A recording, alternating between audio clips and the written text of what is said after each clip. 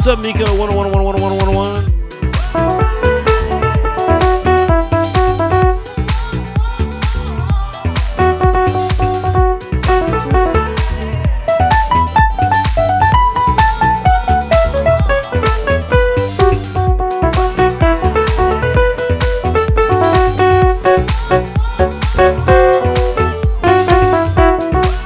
How's everybody doing today? Welcome to the Vital Accent. Welcome over on Periscope. Hey, Denise. Hey, Geneva. What's up, Tanya? What's up, Jason? Hey, Christy. How are you? And David is here. Hey, Dave.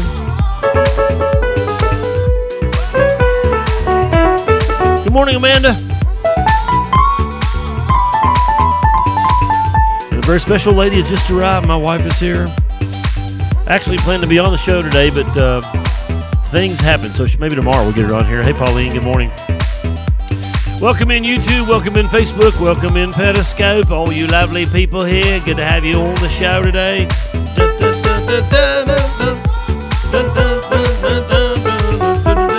We just jam out if you're new, waiting for people to get here. Hey, Pastor Cliff.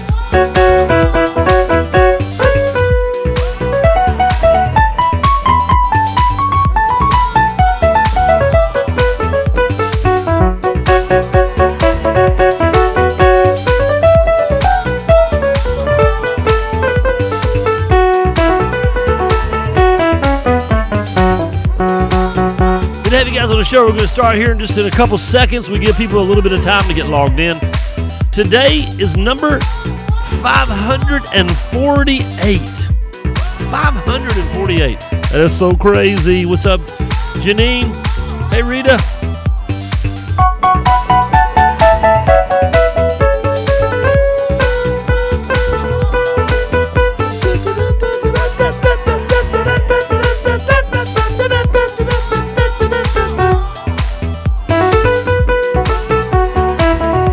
Are you guys ready for this? Here we go. It's time to start the Vital Axiom. Here's the information and telling you we're about to begin.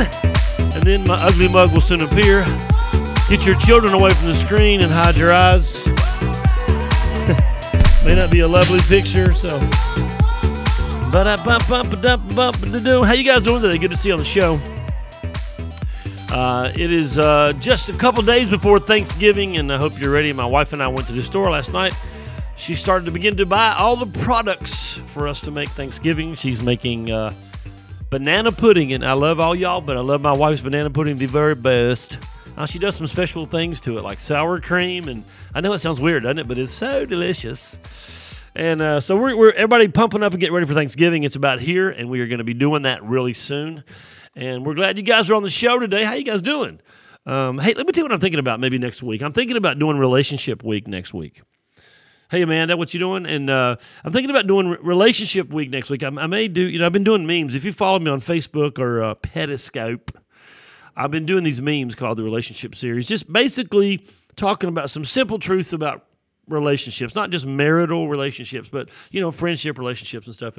And I've been getting a lot of responses. So I'm thinking, maybe we need to do a little bit of a relationship series. So I'm thinking about next week. So what do you guys think about that? Hey, Lynn, what's up, Teresa? What do you guys think about relationship series? I'm thinking about maybe taking questions, which would mean this. It would mean you have to send me questions ahead of time that you might have about. I'm not the guru, like I have all answers, but I can at least look them up. Go to somebody's website. No, I'm kidding. But, well, maybe not totally kidding. But anyway, you guys could send me questions or comments or situations, and we could talk about, hey, what do I do here? Or what's the right answer? Or is there one? Or whatever. So why don't you guys think about that? We'll talk a little bit more about it tomorrow and on Friday. Probably won't be here on Thursday. And hopefully if my wife Sharon will be here tomorrow, I'm like, yes, please come here and be on this show with me. And so think about relationship series. You guys ready to sing? And we're going to do a song you guys probably know. It's one of my favies. Of course, I only do my favorites on the show. I don't ever do songs I hate. And I love to worship with you guys. So why don't you guys join me? I got to push a few buttons. And we'll start singing today. Are y'all ready?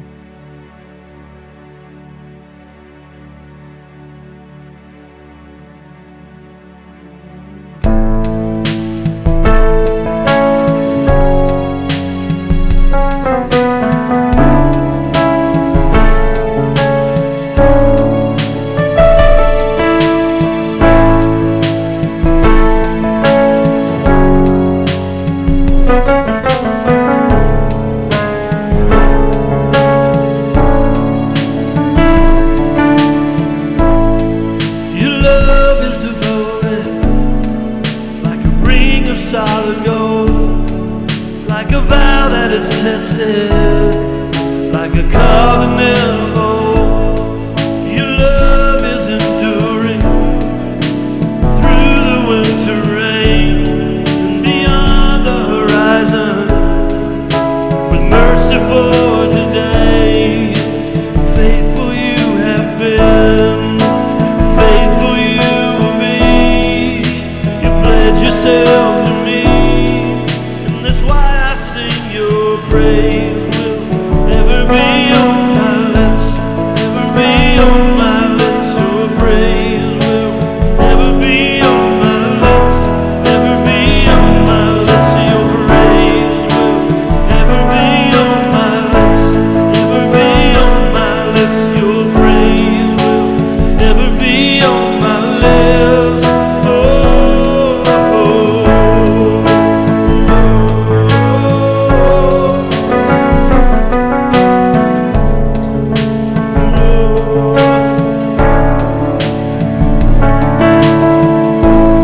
and you father the orphan, your kindness makes us whole, and you shoulder our weakness, and your strength becomes our own. Yeah, you're making me like you, and clothing me in white, bringing beauty for ashes.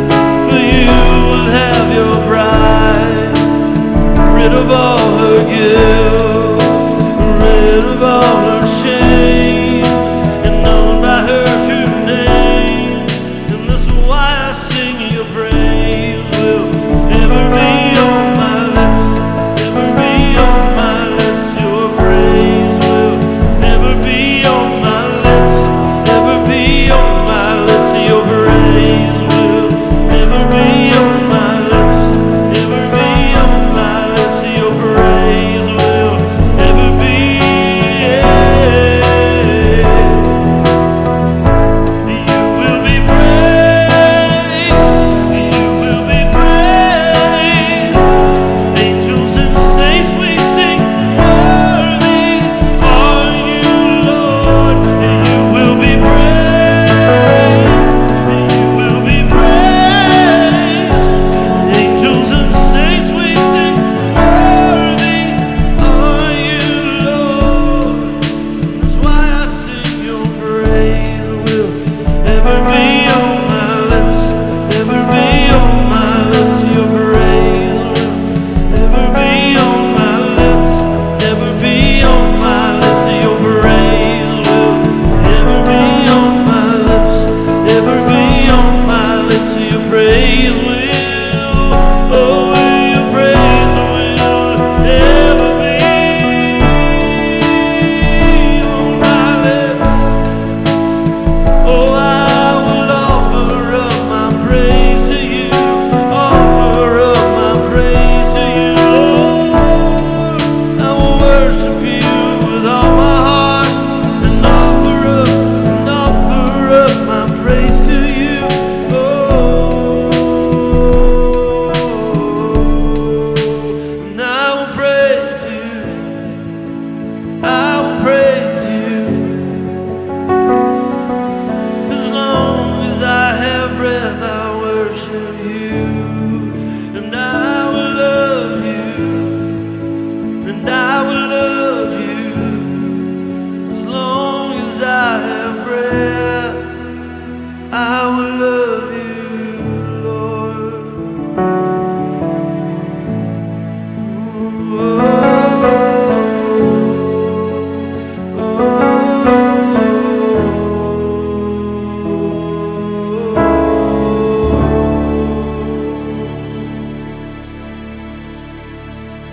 As long as I have breath, amen. The Bible says, let everything that has breath praise the Lord. How you guys doing? Good to see Josh on here. Hey, Joshua. What's up, Toby? Gloria, Tasha, so many people. Hey, Nita, what's up? And Henry Ishi is here from over in Dubai. Hey, Pamela and Hannah. And so many people jumping in. How's everybody doing today? Good to see you on the show. Hey, what do you think about that? What do you think about doing Relationship Week next week? I'm thinking about that. It's kind of going through my head round and round. You know, it seems like lately I've had been bombarded, and I don't mean that in a negative way, with people having relationship troubles. Wow, wow, yow, wowsy, wow. And to the point of just being overwhelming. And so, you know, there's some basic truths about relationship. If we could learn those, I'm not saying it'll be a perfect snap and everything's fixed. Relationships are a process. I told someone yesterday, we can't change anybody, and the only person who can do that is God, but he still has to have their permission. And we got to get that. People are not going to change until they submit to God and say, hey, God, okay, I'm ready to change. So I want you to think about that. If you think you want to do Relationship Week next week, send me a message. Send me a private message on Facebook, or you can email me at pwzion@hotmail.com, or I don't know, all kind of Facebook, I don't know, somewhere. Find somebody to get a hold of me. And send me your question or comment, or and if it looks like there's a sort of a desire for that, then we'll start Relationship Week next week. And I probably should do that in February. And I may wait till then, but just see how you guys respond. Hey, how you guys doing? Good to see you on the show. We're talking this week about Thanksgiving, of course, about gratitude. And I think I titled it "Grateful Leper," the Grateful Leper. And so we talked yesterday about this story. You need to go look it up, and I can't go back and cover it all in Luke chapter 17, I believe it was, where Jesus healed 10 lepers. And there's a lot of paradigms in there we covered. Go back and watch yesterday if you want to hear it all again. I can't do it. Or you can watch the message in its entirety on our church Facebook page, Zion Family Ministries. Sunday's message is there. Or you can just hang out here with us and we'll cover all the issues. Here's what we ended up yesterday. We're talking about how Jesus could have healed the lepers instantly, but he didn't do it. He could have healed them instantly, but he didn't do it. What he did do was say, hey, go show yourself to the priest, which we thought at least I did. I thought it was kind of weird. Like, Jesus, why would you send him to the priest? What's up, Danny? Hey, Patty. Why would you send him to the priest? Because the priest already know them, because the priest managed them to a Samaritan leprosy colony. And of course, they're still lepers, so what's going to happen when they get to the priest? Well, Jesus had a plan. I believe it was actually a test. In this situation, they obeyed the Lord, even though he didn't give them what they wanted. Now, think about that just for a minute. What did they want? They wanted cleansing from leprosy. When do we want it? We want it now. They wanted to be cleansed. They said, Jesus, son of David, whatever, have mercy on us.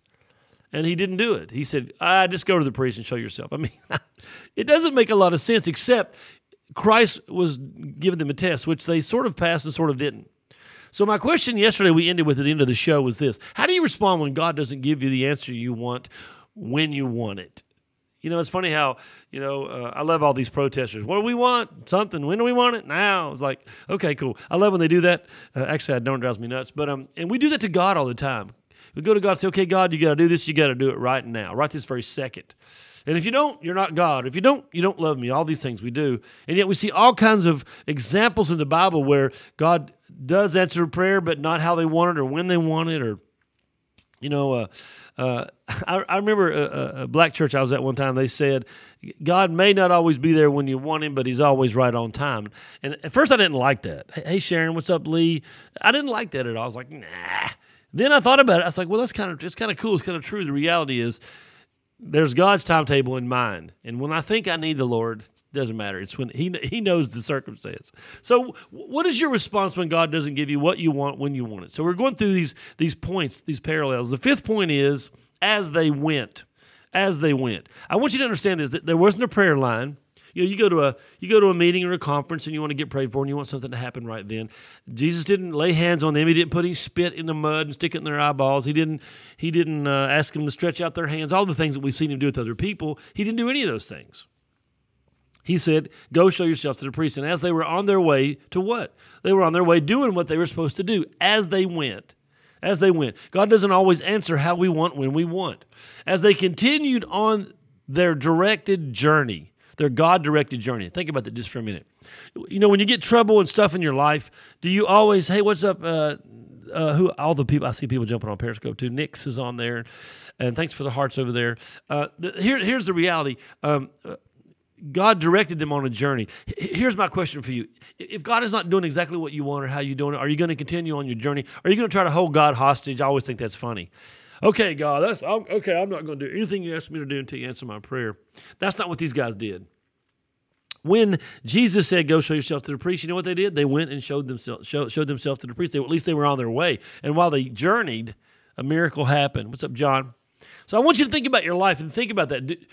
Are you going to continue in your journey while you wait on your miracle? Are you going to continue in your journey while you wait for God to do what you need him to do or what you ask him to do, or at least answer your prayer in some way, whether it's yes, no, or wait? Are you going to continue on your journey, or are you just going to sit down and quit? I see so many people who don't understand their life, who who don't like what's going on, and they just immediately go to say, God, this is all your fault. I'm done with you. And these guys didn't blame God for their leprosy, and they also went on their journey, and they were obedient. And then while they were on their journey, that's so important for us today. Hey, Jim, it's so important for us to understand that, hey, what's up, merhaba? While they were on their journey, merhaba, I don't know what that means. I hope it's a nice word. I hope it means hello. While they were on their journey, they got healed. They were in the process. They were moving in the direction that Christ had directed them, and then they saw the miracle. And that tells me this: don't give up. Just keep on going. Keep walking your journey. Keep walking in faith, and do what God says. And lastly, and most like us, this is the sad part, right? Everybody, get your Kleenex out. And lastly, and most like us, 90% turned out to be ungrateful. Ooh, that stings. I feel a sting. 90%. There was 10. And we know that one, we've already read the story. You have to go read it yourself. There were 10 guys that got healed, and only one came back. Only one. So most like us, 90% were not grateful for what happened to them. Now think about this. They got a miracle. They were healed of leprosy. I don't know if you know anything about leprosy. If you Google it, be prepared because it's kind of gruesome. It's a nasty, terrible, horrible disease that does weird things to your body, and it's miserable. And everything goes, all your extremities go numb, and eventually you'll end up, because you don't know you're doing it, you'll rub your nose off, your fingers will fall. I mean, it's awful. And so these guys were healed of that. They were cleansed of that. Hey, Luann, they were cleansed, and they weren't grateful. Yeah, can we stop? It's Thanksgiving. You say, is this a Thanksgiving message? It is for me. It's what I'm talking about. Let me ask you this question: what has God done in your life? Have you even begun to express gratitude? 90%, and I want to know, I'm not sure if I do know, but I wonder if this is a number that might represent church people that are ungrateful for what God has done. I don't want to be one of those people. I want to be thankful to God, and not just on Thanksgiving. How weird. How could you receive such an incredible blessing and not incredible blessing from God and not even take a minute to say thank you? I want you to kind of consider all that God has done for you. We take salvation for granted. Man, wow, we take it for what God has done and cleansed and revealed. How could you receive healing for leprosy? And the majority not even the majority would be 51%. Almost everybody say, well, whatever.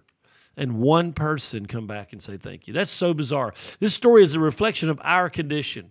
You know, I told the church that the central point of this story is not the healing, but it's the gratitude.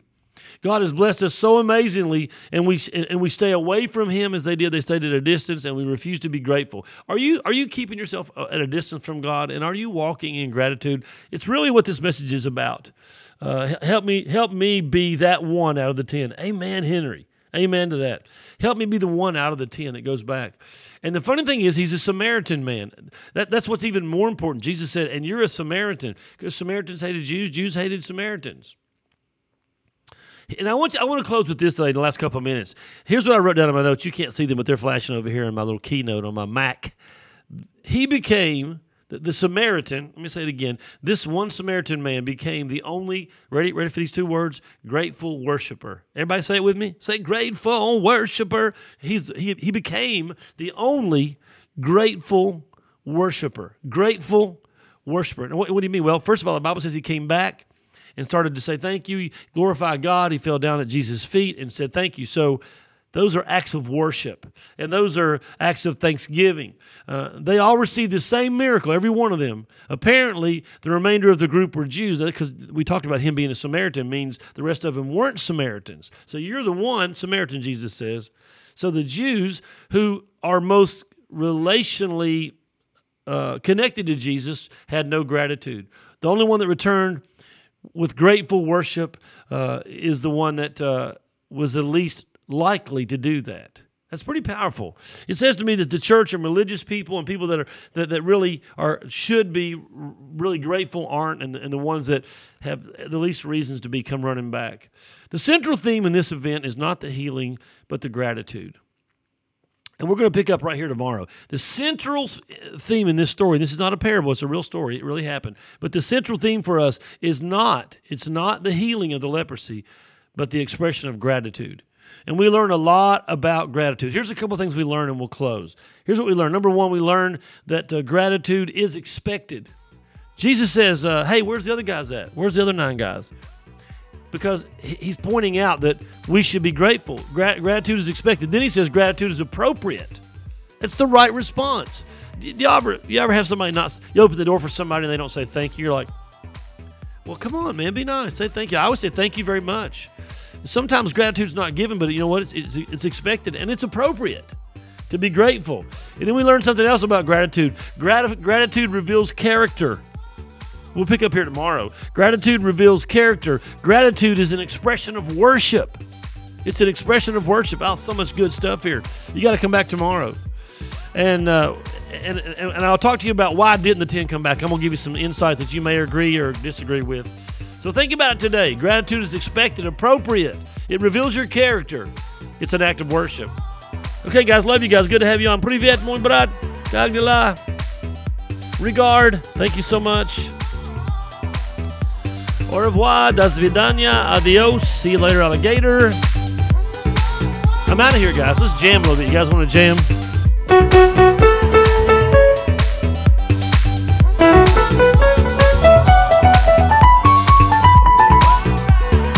There we go. We're jamming out. See you guys.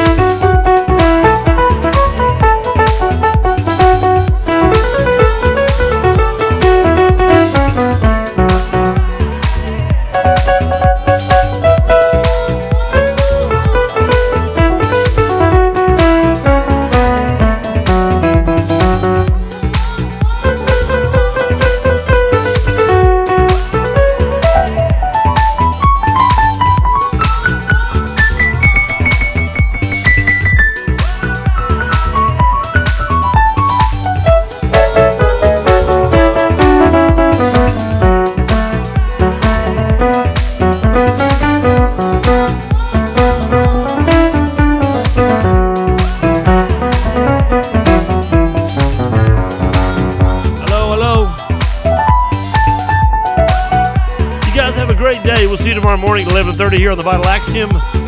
East Coast time, that is, anyway. Follow us on Facebook, Periscope, YouTube. Hook up with everybody. Remember, maybe relationship week next week. So, let me know what you think. I haven't heard from anybody yet, I don't believe.